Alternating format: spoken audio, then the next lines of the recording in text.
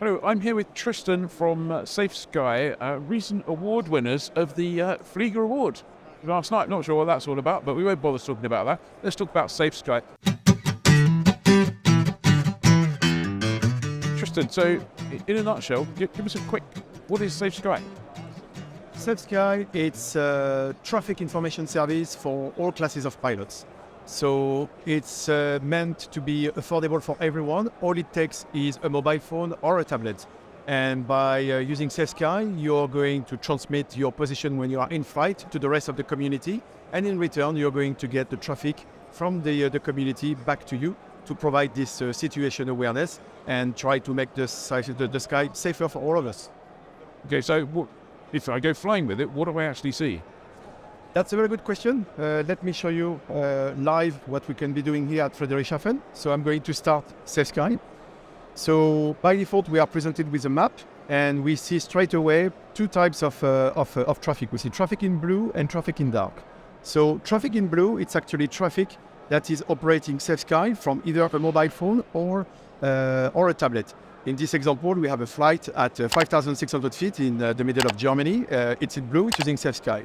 This other one here in blue, it's a hand glider that is also using SafeSky, maybe from the phone being in the pocket, because you don't necessarily have room to carry with that. So on a nice VFR day, you tend to have almost more blue traffic compared to dark traffic. But let's take a look at what is dark traffic. Traffic in dark, if I pick this one, this is an ADSB received traffic from the transponder. If I look at,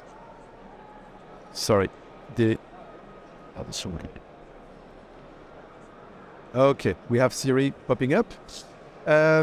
If I go, for example, more in the south to see what type of traffic we can have, we have, for example, a helicopter here.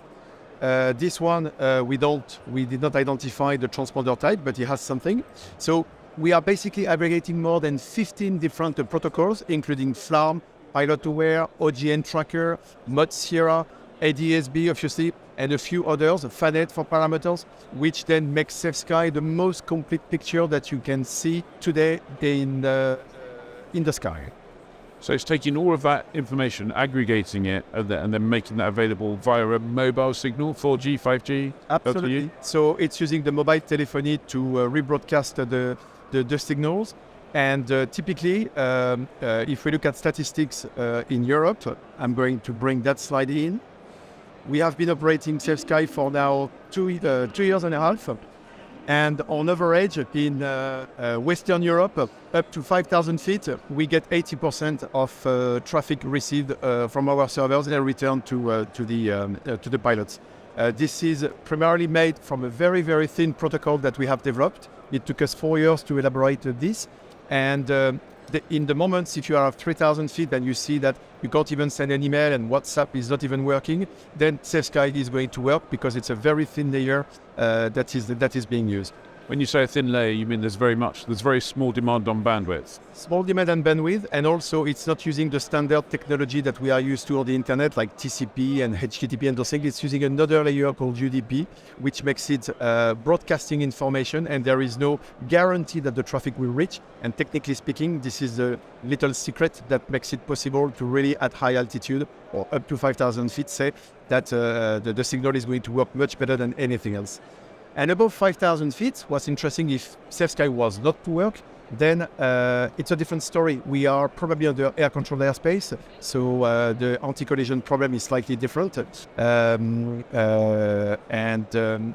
if the software stops working, then it's not necessarily of a big deal. Okay, so I mean, I fly with something like Sky Echo, so I'm not sure I'd want to give up Sky Echo.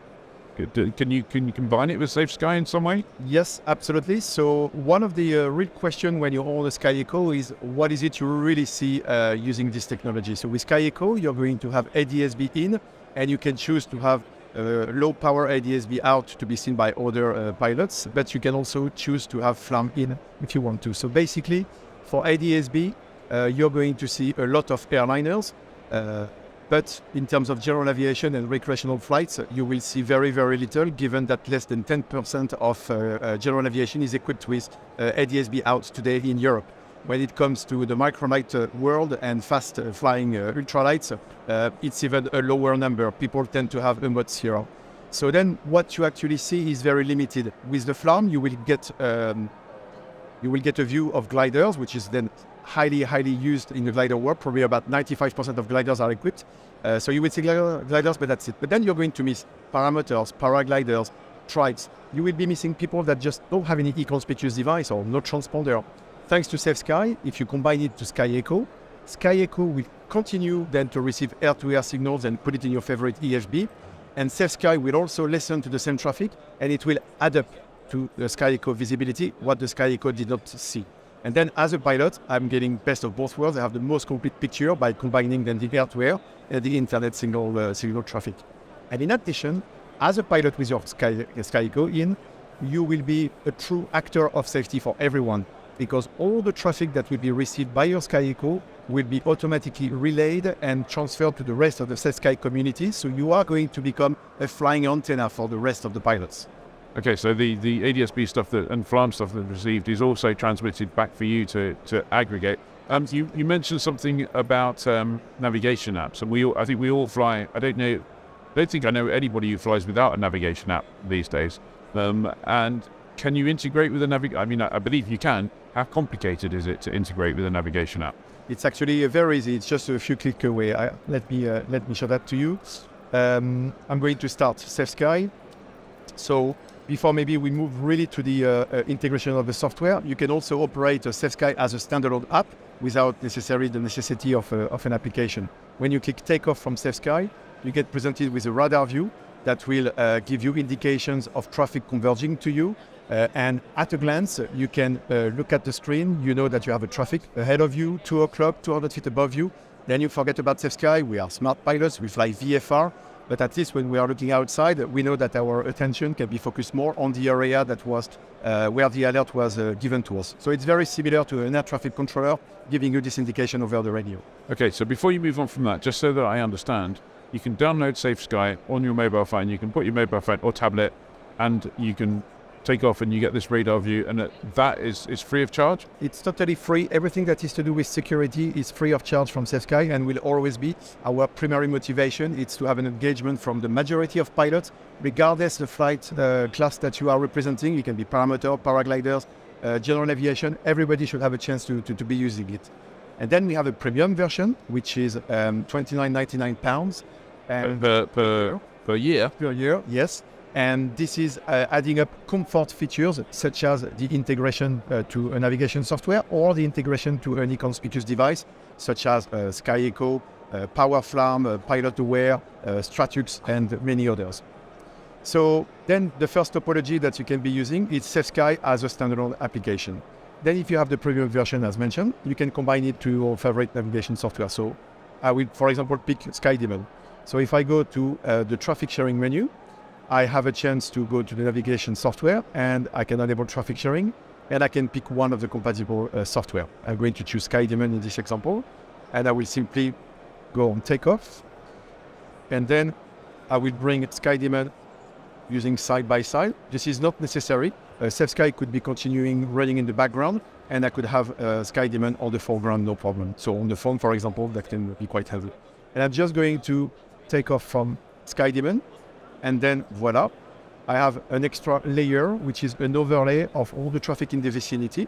I can even benefit from the features of the radar of SkyDemon. So SkyDemon is seeing now SafeSky just like it was a Sky Echo. So all the clever features that were introduced into traffic avoidance, voice, audible alerts, and all those things are also available in Sky. And you can choose not to display the virtual radar as well if you want to. Absolutely. So you can choose to make it disappear or not. This is quite actually a very convenient manner of operating SafeSky side by side if you have the luxury to have a big screen in your cockpit, because the radar view is going to give you proximity alerts. So traffic converging to me, 45 minutes ahead of me, that's a danger. once I have the awareness that it exists, I forget about SafeSky and I look outside. So proximity alerts. But the convenience of having in a very large area all the traffic in the vicinity can also be very handy for this situation awareness principles. Say that 10 minutes ahead of me, there is a gang of gliders spinning around. They are not representing a danger to me as of now, but knowing that they are 10 minutes ahead of me, I might be diverging before entering into the mess there. So knowing this in advance can be very, very interesting. And if you have that side by side, you benefits of those three. But if you don't have a screen that is big enough, you can then simply let SafeSky running in the background and still use the full screen view of your navigation software. Another way to operate a navigation software, because here you had to run side by side or you had to start SafeSky at the beginning. Another possibility is to not start SafeSky. And if we take one of our partner, EasyVFR, SafeSky is tightly integrated into EasyVFR. So there is just nothing to do. The moment you're going to start EasyVFR, the traffic overlay is going to appear. And the moment you will take off, your position will be shared with the rest of the community. And in return, you're going to get all the traffic back. Let me show that to you. I will go to the traffic menu. And here I have the ability then to turn it on and off. So I will turn it on. Et voilà. Now I have the layer of traffic inside EasyVFR with all the clever features that they have developed to create the effects of anti-collision avoidance principles. Oh, very impressive. I have to say, I've been using SafeSky mainly as a standalone thing, but it's working. And what's amazing is that's free. Yes, and again, this is really in order to encourage as many pilots as possible to use it. We also have another layer of free mean of collecting traffic. So it's really about collaborative traffic. We want every pilot to be an actor for safety. We have partnership with many other apps, especially in the world of tracks, parameters, and paragliders. So to name a few, we are compatible with AERO, the flag value, Gaggle. We are compatible with some hardware like Skytrax. And what this creates is a layer that so far was just not visible to anyone at all in the world, primarily because they have no inconspicuous device. And if they have one, it's probably of a low power and it's not necessarily in the range of ground stations, so they cannot be picked up if they were to have any.